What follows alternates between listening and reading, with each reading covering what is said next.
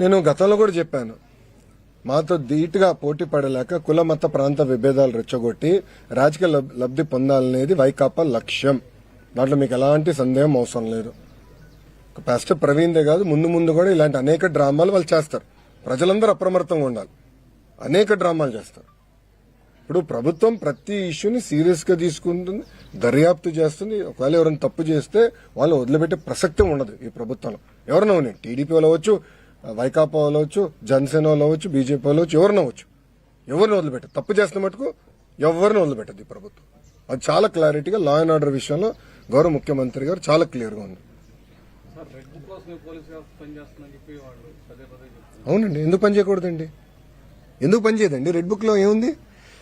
ఎవరైతే చట్టాన్ని ఉల్లంఘించి ప్రజల్ని కార్యకర్తలను ఇబ్బంది పెట్టారో వాళ్ళు వదిలిపెట్టనన్నాను. అంటే వాళ్ళు చట్టాలు ఉల్లంఘించినట్టే కదా.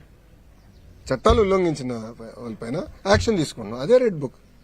యాక్షన్ తీసుకుంటాం, దాంట్లో ఎలాంటి డౌట్ లేదు. ఇది రాజారెడ్డి రాజ్యాంగం కాదండి. గేట్లకి తాళు కడతాం, ఏం తప్పు చేయనోడి పైన దొంగ కేసులు పెడతాం. అలా ఎప్పుడు చేయలేదు. ఈరోజు జగన్మోహన్ రెడ్డి గారు ఫ్రీగా తిరగట్లేదు. Z+ సెక్యూరిటీ ఉందండి. అరే పవన్ అన్న కన్నా ఎక్కువ సెక్యూరిటీ ఉంది ఆయనకి. భలే ఉన్నారు. పవన్ అన్న కన్నా ఎక్కువ సెక్యూరిటీ ఆయనకు ఉంది. పవన్ అన్న classification Z category, Jaganmohan Reddy గారికి Z+. ప్రభుత్వమే బుల్లెట్ ప్రూఫ్ వాహనం ఇచ్చి, ఆయన ఆంధ్ర రాష్ట్రంలో ఎక్కడ తిరిగినా ప్రభుత్వమే బుల్లెట్ ప్రూఫ్ వాహనం ఇచ్చి వెళ్ళిస్తుంది.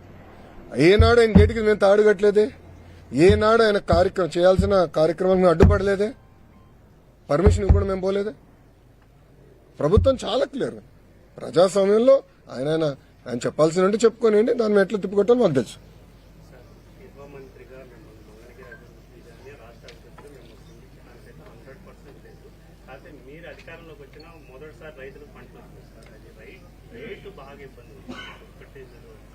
అన్న ఇప్పుడు మీరు చూస్తే వరి తీసుకుంటే, వరి విషయంకి వస్తే, ఒక్క నిమిషం పూర్తి చేయను. వరి విషయం తీసుకుంటే గత ప్రభుత్వం పెట్టిన బకాయిలన్నీ చెల్లించాము. మన ప్రభుత్వం కొనుగోలు చేసినంత డబ్బులు ఇచ్చేస్తాం జరిగింది. ఇప్పుడు మిరప ఉంది. కొన్ని వేరియంట్స్ కి తక్కువ వస్తున్నాయి, కొన్ని వేరియంట్స్ కి ఎక్కువ వస్తున్నాయి. అది కేంద్ర ప్రభుత్వం ఇంటర్వెన్షన్స్ 11,500 కింద చేశాను. పసుపు నేను మానిటర్ చేస్తున్నాను. నేను పర్సనల్ గా పసుపుని నేను మానిటర్ చేస్తున్నాను. ఈ 2-3 రోజులు ఆర్టికల్స్ కూడా నేను చూశాను. అది నేను మొత్తం మానిటర్ చేస్తున్నామా.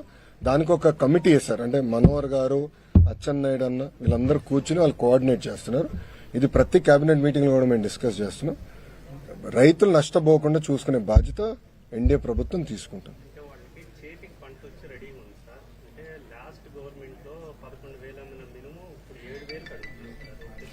అమ్మా ఇప్పుడు ఏమైందంటే అది మార్కెట్ ఫ్యాక్టర్, ప్రభుత్వాలు కాదు, అది మార్కెట్. అంటే పంట ఎక్కువ వచ్చిన తర్వాత ఏమైందంటే దానివల్ల ధరలు పడిపోతున్నాయి. సో దాన్ని స్టెబిలైజ్ చేయాల్సిన బాధ్యత ఎన్డీఏ ప్రభుత్వం అయింది. అది తప్పనిసరిగా మేము చేస్తాం, దాంట్లో ఎలాంటి డౌట్ లేదు. రైస్ చెప్తాం. మంచి రోజులు చూసుకుని చేయాలి కదండి. సో ఒక్కొక్కటి చేసుకుంటూ వెళ్తున్నాం. త్వరలో దానికి శంకుస్థాపన వేస్తాం. 100% చేస్తాం. ఓకేనా? కొంచెం కేబినెట్ మీటింగ్ ఉంది, నాకు కొంచెం బయలుదేరుతాను. ఏముంది, ఆల్రెడీ పర్మిషన్ లో ఉన్నానమ్మా. హెడ్ మాస్టర్ దగ్గర పర్మిషన్ తీసుకున్నట్టు నేను బాబు గారి దగ్గర పర్మిషన్ తీసుకున్నాను. ఎందుకంటే మంచి ముహూర్తం అన్నది, పవిత్రమైన కార్యక్రమం. ఉంటా. ఇది